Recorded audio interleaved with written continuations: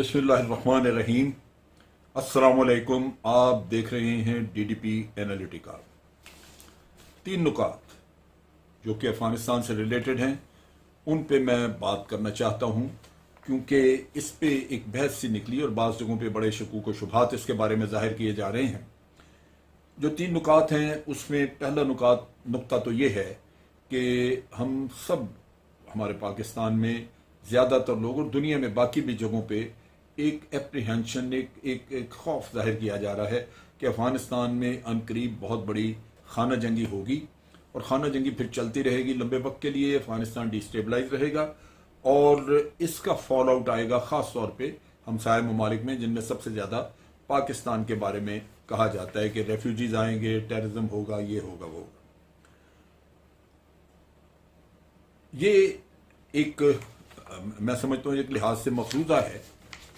बिल्कुल इसकी पॉसिबिलिटी मौजूद थी, लेकिन मैं समझता हूँ कि तालिबान ने इंतहाई सूझबूझ का और समझदारी का सबूत दिया है, जिसकी वजह से लगता यह है कि खाना जंगी नहीं होगी। तालिबान ने बड़े वसूख से कहा है कि हम बिल्कुल सूरत हाल की नज़ाकत को समझते हैं और हम वाज़े तौर पे कह रहे हैं कि खाना जंगी नहीं होगी अफगानिस्तान में। अच्छा, अब वो क्यों इतने एतमाद से कह रहे हैं? वो इसलिए कह रहे हैं कि पहली बात कि जितनी भी फतूहात उनकी हुई उनको कहीं भी किसी जगह पे कोई रेजिस्टेंस नहीं मिला, किसी ने उनके सामने आके तो उनका मुकाबला नहीं किया। उसकी वजह यह है कि ये जहां भी जाते हैं पहले पैगाम दे देते हैं एक दिन पहले कि हम अल्लाह का पैगाम लेके, अल्लाह का नाम, उसका हुक्मरानी लेके आ रहे हैं और अल्लाह के हुक्मरानी में अमन सबसे पहली चीज़ जिसमें आपको दावत दी जा रही है और किसी को कुछ नहीं कहा जाएगा, सिर्फ ये कि आप हथियार इस्तेमाल ना करें।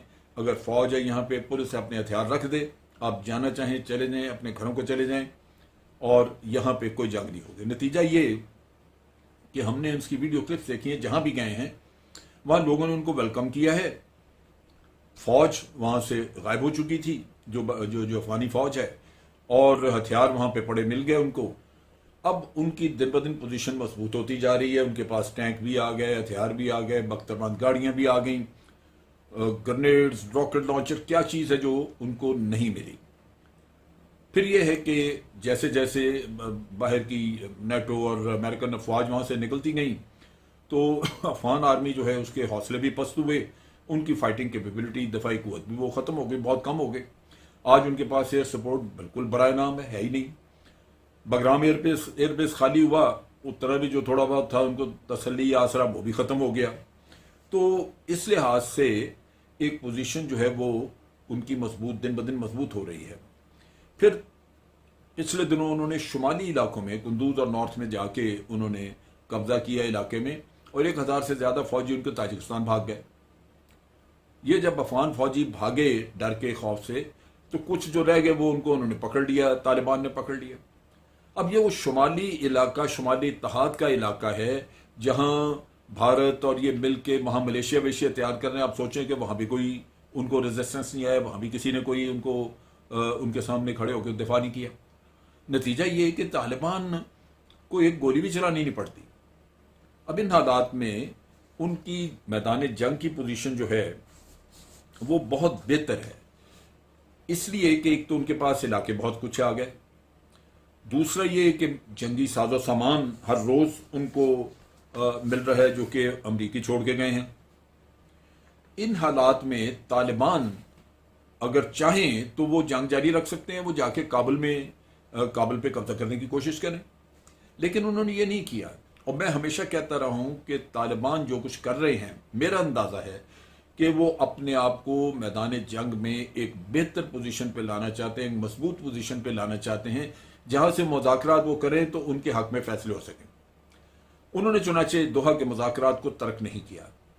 दोहा के मुज़ाकरात में वो शरीक हो गए।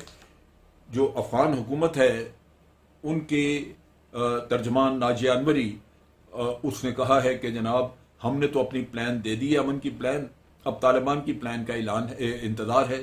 तालिबान ने ऐलान कर दिया कि अगले महीने के शुरू में हम भी अमन की प्लान दे देंगे, एक पूरी दस्तावेज देंगे लिखी हुई, जिसमें अमन के सारी हमारी तजावीज़ होंगी। अब यह है कि दोनों तरफ की तजावीज़ जब सामने होंगी बातचीत होगी तो लाजमी बात है कि तालिबान की कोशिश होगी कि उनके मुतालबात ज़्यादा माने जाएं, जिसकी पॉसिबिलिटी भी है। अफगान हुकूमत भी सोचेगी कि बजाय इसके कि ये हम इस हाथ से भी इतने से भी जाएं, बेहतर है कि इनके मुतालबात मान के कुछ तो इनके साथ मिलकर काम किया जाए। तो उस लिहाज से यूं लगता है कि तालिबान अपना मामला सीधा कर लेंगे। वो ये कह रहे हैं कि बावजूद इसके कि हमारी पोजीशन बहुत मजबूत है, 200 से जायद अजला हमारे कब्जा में हैं, 34 सूबों में 200 से ज्यादा अजला, और अगर इतनी पोजीशन रखने के बावजूद वो ये कहते हैं कि हम मुज़ाकरात तक नहीं करेंगे, हम मुज़ाकरात करेंगे और मुज़ाकरात के जरिए ही इस मसले को हल करेंगे।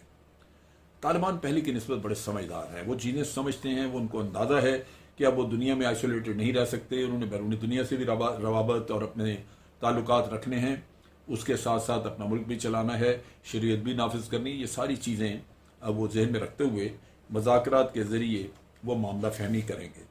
इस मामले में पाकिस्तान भी अपना पूरा असर रसूख इस्तेमाल कर रहा है। कहा जा रहा है तालिबान को कि भाई तुम मुज़ाकरात करो, मुज़ाकरात के ज़रिए मसला हल करो। तो मेरा अपना ख्याल है कि इंशाअल्लाह अफ़गानिस्तान में मुज़ाकरात के ज़रिए एक पुरअमन नई हुकूमत आएगी, एक न्यूट्रल गवर्नमेंट बन जाएगी, फिर उसके बाद हुकूमत नई आएगी, और जब नई हुकूमत बनती है तो उसमें जो हुकूमत पूरे यानी सबके सारे स्टेक होल्डर्स की मर्जी से बनेगी, उसमें फिर खाना जंगी का एलिमेंट नहीं होगा, और यही पाकिस्तान का मुफाद है। अब इसमें जो सोचना हमें ये चाहिए कि ये जो अभी स्टेबिलिटी या अमन आएगा अफगानिस्तान में, ये हो सकता है आर्जी हो, वक्ती हो, क्योंकि यहाँ पे वक्तन फ़क्तन ये मसाइल उठते हैं और फिर प्रॉब्लम बन जाती है, अफगानिस्तान फिर खाना जंगी की तरफ चले जाता है। लिहाजा रीजनल कंट्रीज़ को मिल के इसके लिए एक मुस्तकिल हल ढूंढना होगा, जिससे कि अफगानिस्तान में मुस्तकिल अमन रहे, ये तरक्की कर सके मुल्क। दूसरा, इसका इत्तेहाद बरकरार रहे, ये न हो कि मुल्क नॉर्थ साउथ में टूट जाए, और फिर हमसाया ममालिक को भी इससे कोई तकलीफ ना हो और सारे मुल्क मिलके अपनी तिजारत वगैरह कर सकें। सो खाना जंगी का ख़तरा मेरे ख्याल में नहीं है, सो हमें इस चीज़ की बहुत ज़्यादा परेशानी नहीं करनी चाहिए। दूसरा जो नुक्ता था जिस पे मैं बात करना चाहता हूँ वो है अफगानिस्तान के अंदर भारत का रोल। भारत ने आज दिन तक वहाँ पे एक स्पॉइलर का रोल अदा किया है, पाकिस्तान को वहाँ पे पाकिस्तान को बदनाम करना, पाकिस्तान की पॉपुलैरिटी को ख़त्म करना, इसके लिए उसने अरबों डॉलर लगाए और वो अफगानियों की जेबों में भी गए, कुछ वहाँ पे प्रोजेक्ट्स भी बने। प्राइम मिनिस्टर का ये ख्याल है कि भारत सबसे बड़ा लूजर है, वो ये लूज कर गया। मेरा ये ख्याल है कि वो लूजर नहीं है। प्राइम मिनिस्टर को ये पहले तो ऐसी स्टेटमेंट्स देनी नहीं चाहिए, अगर स्टेटमेंट देते हैं तो फिर पूरे होमवर्क के साथ दें, क्योंकि इस तरह की जो स्वीपिंग स्टेटमेंट्स होती हैं उससे बड़ी गलतफहमियां पैदा होती हैं। तालिबान जो हैं वो भी अपने मुल्क की डेवलपमेंट में इंटरेस्टेड होंगे, वो चाहेंगे कि प्रोजेक्ट्स वगैरह जो नामुकम्मल है वो मुकम्मल किए जाएं।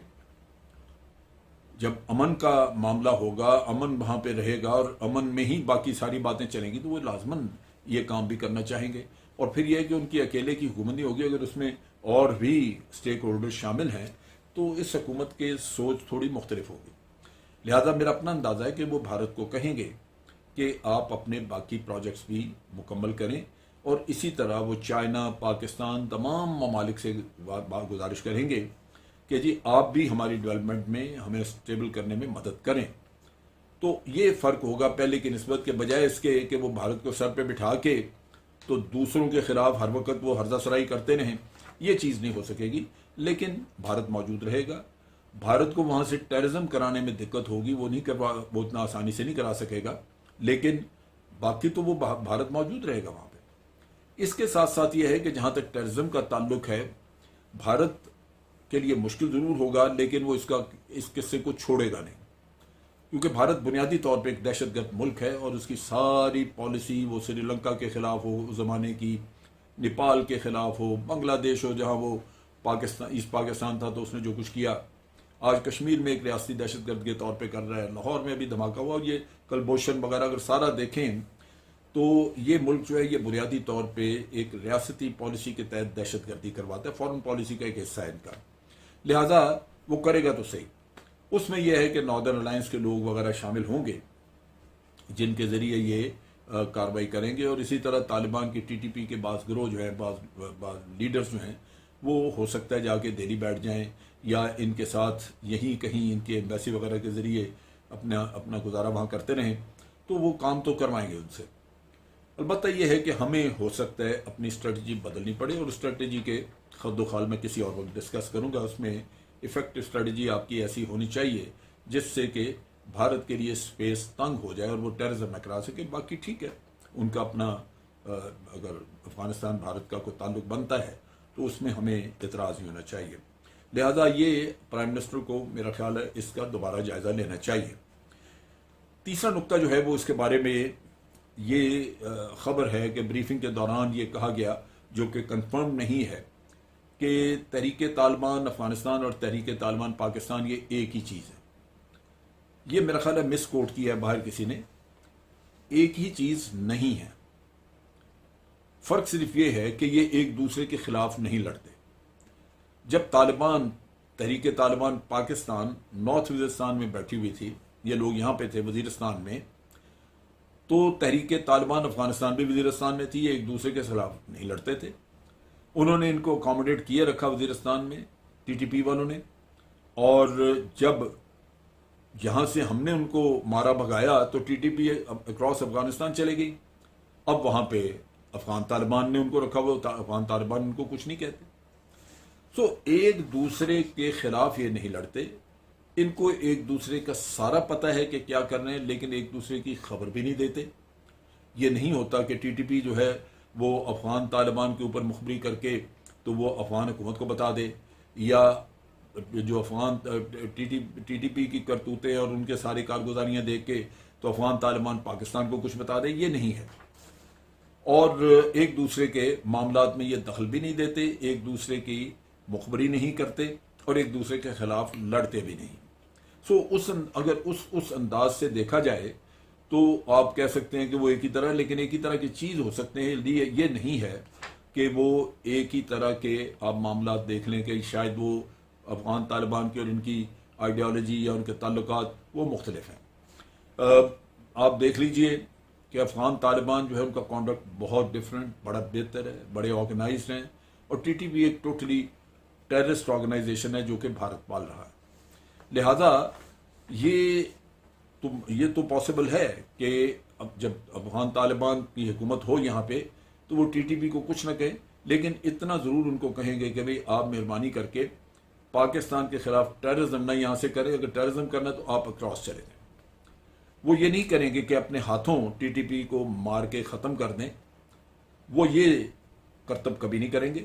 लेकिन इतना ज़रूर होगा कि वो टीटीपी को ये कहें कि हमारी सरजमीन से आप ये काम ना करें, क्योंकि हमने वादा किया हुआ है, हमने एक डॉक्यूमेंट साइन करके दी हुई, एक माहिदा किया हुआ है कि हमारी सरजमीन से किसी के खिलाफ दहशतगर्दी नहीं होगी।